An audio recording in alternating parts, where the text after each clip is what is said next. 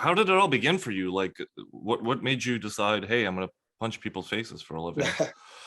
Well, I was, I grew up in Arizona, out here, born and raised out here, and I had a real crazy troubled childhood. I started doing hard drugs and meth at the age of like 12 years old.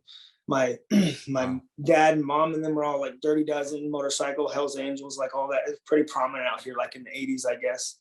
And so that was something that was around.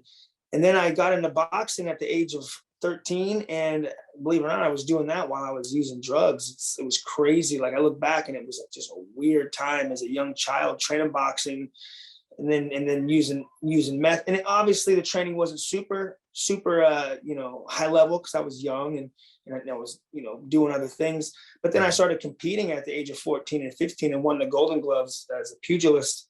And again, still using meth, which was, I look back and it just blows my mind. And then I did a stint in juvenile detention for about 2 years, from 16 to 18. Got out and I was living up north in a small town called Payson, and then started doing jujitsu with Gustavo Dantes, who's a high-level jiu-jitsu coach down here in Arizona. He founded, not founded, but he brought jiu-jitsu and made it real popular out here when MMA first got popping, with Forrest Griffin and the Stephen Bonner era.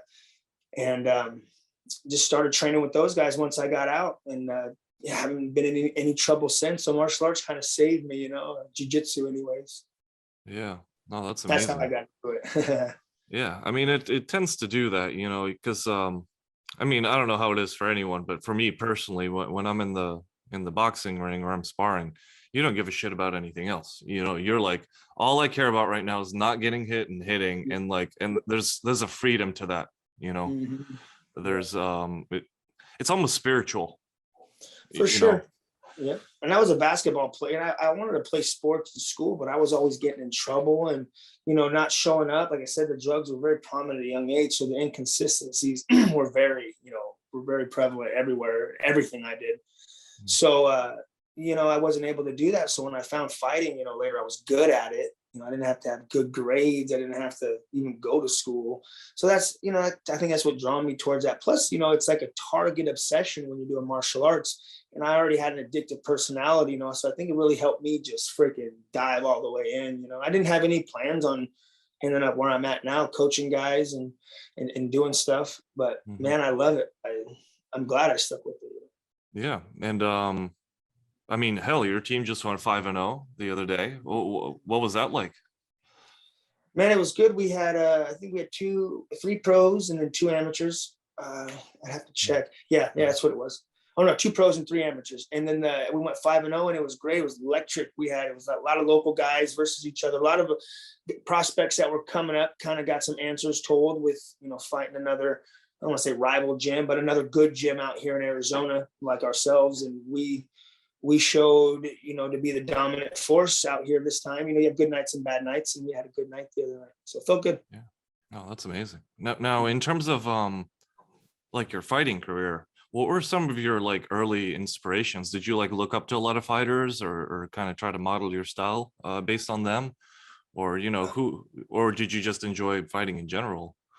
Well, I feel like, honestly, and I'm not like taking credit because for anything, because it's not like anyone watching me do it and did anything, but I feel like I was coming out in that era right when Stephen Bonner and Forrest Griffin, so a lot of things were being figured out. I had a karate background, I did boxing.